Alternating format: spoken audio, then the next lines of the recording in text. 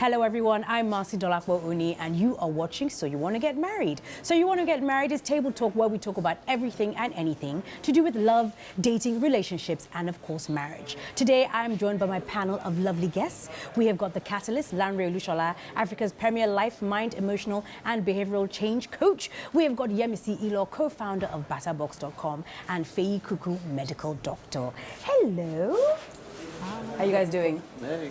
Thank you so much for coming on the show. Thank you. So, today we are going to be talking about marriage, and the topic is, why are there so many failed marriages in our generation? Yes, divorce is on the rise, separation is on the rise, and I don't even know if I should start with a question, but I'm just going to put this out there. In our parents' generation, I think they really lived the mantra for better or for worse. And it just seems now that, especially with social media, you have more access to information and you see someone got married 6 months ago and the marriage was already broken down. 2-3 years, they're separated. So let us start with Coach Lanre Olusola. What are your thoughts on this? Well, I believe people are marrying for the wrong reasons. Okay. That's the very first one. Secondly, people are not ready. And the third thing is people are marrying things, not people. Okay.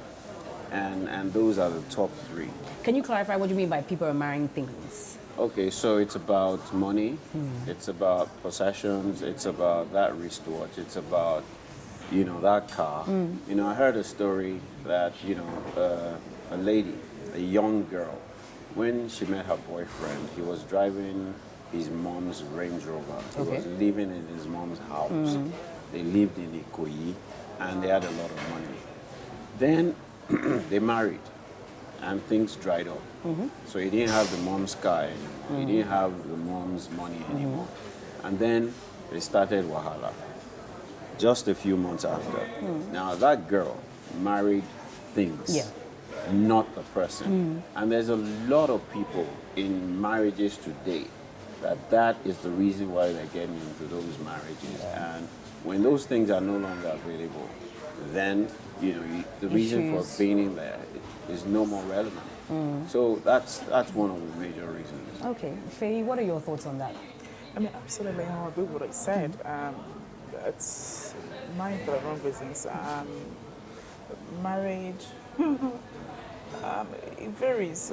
You have successful ones and you have failed ones. But I feel that when you marry for the wrong reasons, it's going to come down crumbling.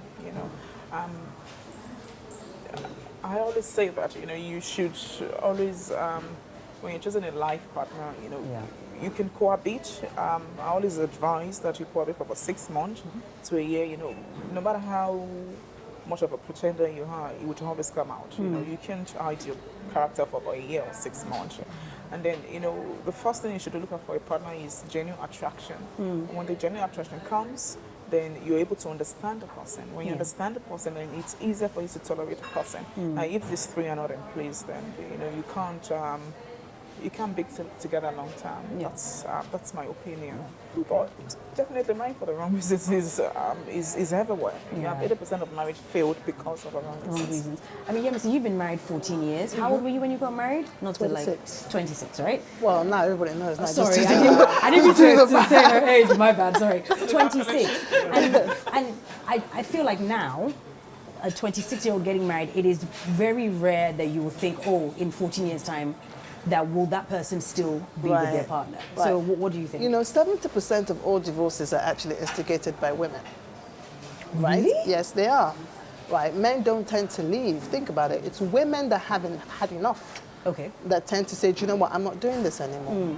It seems to me that, of course, what Coach said made perfect sense. It's true. People marry for the wrong reasons. But even people who marry for the right reasons, further down the line, those marriages still fail. Okay. Now, I'm probably going to give, even for people who marry for the right reasons, there are people who marry for the right reasons being that you are in love with this person.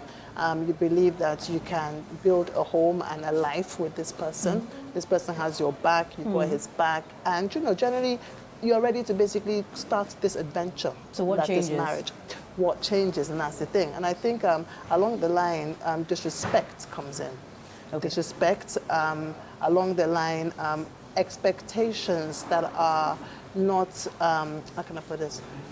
We have it, the thing is that people say, I mean, men say, you have too many expectations of me, you have unrealistic expectations.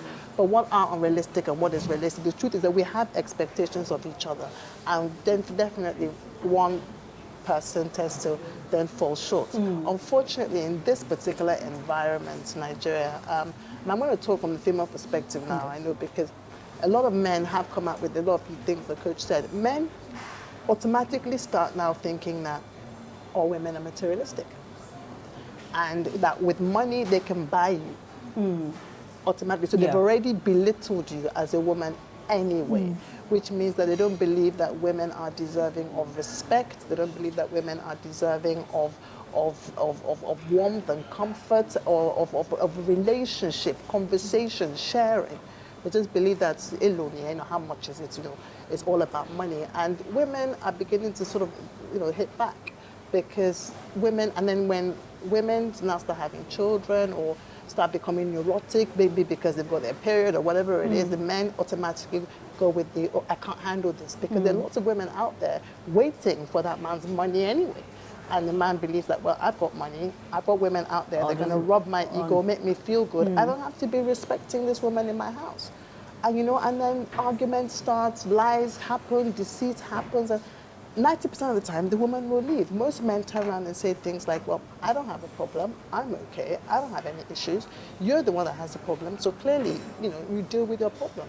But that's not the case. Why is this problem happening? Because it's a I mean, I want to touch one, on Feyi. You actually disagreed with her on something. Could you touch on that, please? If you get married for the right reasons, I disagree with you, because if you get married for the right reasons, you're never going to leave your marriage. You think you're getting married for the right reasons. Yeah. Okay, let me give you a scenario, and I want to see what Coach thinks about this. You get married for the right reasons, everything's hunky-dory, and then years down the line, okay, a man tells you not to work, okay? And everything's, because he has a lot of money, he's coming to a lot of wealth, and everything's hunky-dory. And then after a while, he comes home, and then you've taken care of the kids, or the kids are at school, and he just sees you sitting on the sofa not doing anything.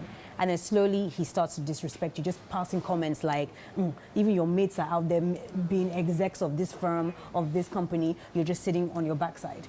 But he told her it was cool to not work. She was doing well, and if she continued to work, she might be a CEO of whatever the company is. So whose fault is that? You see what I mean? That's what I said. And they married for the right reasons. You felt you married for the right reasons. Now, it didn't take me 6 years of reading psychology or therapy for me to discover this. It had to take me personal experience. Now, sometimes you feel that you're not happy in your relationship, but the thing everybody should look out for is peace. Okay. That's another topic. Now, you think you're married for the right reasons, and you think, when your husband tells you don't do this, you're fine with it. But when you're married for the right reasons, which is when you have genuine dedication and commitment for your marriage, whatever your man gives to you, then you make it work out. Now, you have to say to yourself, I'm going to marry this man, and I'm going to make it work. So you have to have that sincere commitment. Whose fault is it, though? See, that's the thing. It's about saying sorry even when you know you're right. Man or woman or both now? We're talking about both. I'm discussing the woman. Now, the woman makes the marriage work out. It's not, this is not tradition or culture. You're getting wide up. It's not tradition or culture, but it's about, making that commitment, that determination that I want to make my marriage work. Whatever my husband gives to me now, making the right decision is choose a man that you can endure with.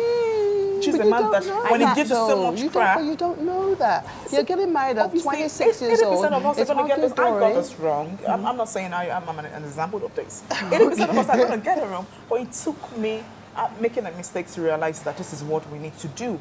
Now, this is not for the ones that are already married. It's the ones that are about to get married. Okay. Choose a man that, if he slaps you and he stops giving you money and he stops respecting you and he stops doing this, you got to pull together with him. Not because you're not getting, you're not getting what you want. Oh, wow. Just because you don't want your marriage to fail. No. Not because of that. Okay, Coach, please weigh in. All right, I'm hearing all sides of this conversation, and it's quite interesting. Because there's no one size fits all. Of course. And that's what we've got Different to strokes for realize different now. folks. So, Yeah. so people are getting married for the right reasons, and the marriage fails. Now, you know, what we define as the right reasons, I might be marrying for what I believe is the right reasons for me. My wife may be marrying me for what she believes is the right reasons for her. We may have married when we were young, at 24, 26. Our priorities and what we want at 26 completely different from 40 years old, you know. And then we don't take into cognizance the fact that people change, circumstances change, our environments change, children start coming into the picture, money starts getting into the picture. Then we stop being best of friends, which is the key foundation. We stop being friends. Then we shift to roles, husband, wife, first level detachment. Then you start having children, you shift to second level detachment. Tiwani's daddy, Kemi's mommy. Now, all you guys are talking about is how to meet the children's needs, how to take care of the house. You have left each other, which is the main reason for getting married. You want to complement one another, you want to support one another, you want to meet each other's needs, you want to love each other, you want to be there for each other. You've left all of that. So the right reasons is out the window. You're there, staying in there for other reasons. And then after a while, what I've noticed from experience is when women approach ages 36 to 42, they are tired. And that's the age that Someone women actually- get. It's you. It's me. Yeah, I so we had this said conversation on the exactly the phone, same thing to and her Yemisi yesterday. said that I said she feels that women from like late 30s to early 40s kind of are at their worst. Like, you know, they probably just finished having children, they're trying to lose some baby weight, they're tired. You know what I mean? I But a wouldn't man say looks, that they're at their but then worst. the man, I mean, the man, Yeah, I wouldn't say- But then the man is usually looking his best. Right? Oh, okay, physically. So, what- yes, okay, so it's okay, like, So physically, there yeah. is that. Yeah, yeah, and the women are at the point where, you know what, they're approaching another generation, which is 50, and they're thinking to themselves, I've taken this crap for so long, I can't take it anymore. And at that age, they come into their own. Yeah. They're more confident. You know, they've managed, they can't manage anymore. And, you know, they're attaining a level of self-confidence and self-awareness. And they keep telling themselves, you know what, I think I can do better than this. With their careers, with their children, with their marriages, with their own lives. Yeah. And so men need to come to terms with the fact that there's something happening. They call it middle age crisis, right? There's something happening. You need to be a lot more patient. You need to be a lot more supportive. You know, you need to be a lot more aware of what is going on. And then it's not about you.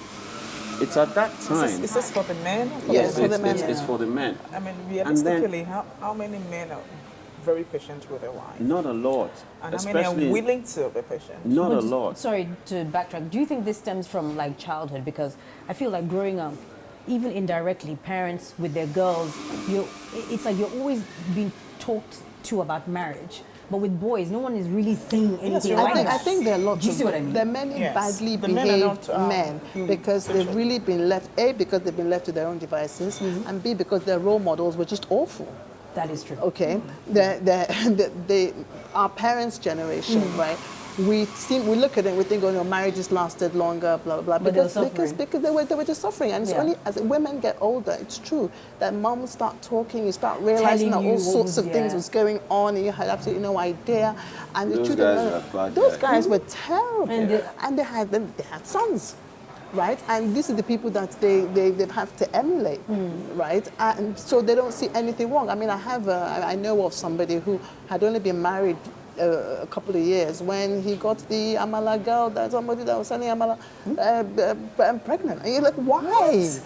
You know, why? What's Was it wrong really with you? an Amala I mean, girl? no, listen, the thing is that he was, no, the point don't is wanna that, know what goes on. and the point is that this guy is in his early 30s, so it's not like 50-something-year-old baba that you think, all right, okay, that's what they do.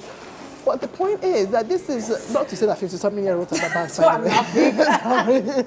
But you A know, lot of that happens. A lot of people. But Yes, young- I mean, men are young- terrible. Men are terrible. What I'm saying is this, So, okay? I mean, anyway, I just say it. I mean, what I'm saying is this: if you want to get married, I'm not speaking to the ones that are already married. If you want to get married, look at what is going on in the world. I mean, our grandparents did it, our parents did it, and you know they also produced really good ones. Look at us, you know. If you want to get married, choose a partner that, even if is mad, you know, and I'm talking of medically mad, you would stick with him. So I'm not But I think saying. the thing now is that people realize if a woman is making her own money, she's just like, why do I need to take, like, if I'm being treated badly, why am I staying? Why do I have to That's take what I'm this? still saying. I think I just need to go off and write a book on how. do you think that like, men have any responsibilities in keeping your marriage together? I think it's a Because joint it's like it's always thing. It should, weighing it on should, the it woman should be, to- it should be a joint, Yeah. but it is more on the woman. You know, we're trying to why is reduce that? the rate. You should do a topic, is marriage by force? All right, guys, that's it for part 1. But make sure you keep your eyes peeled because part 2 will be coming to you very soon.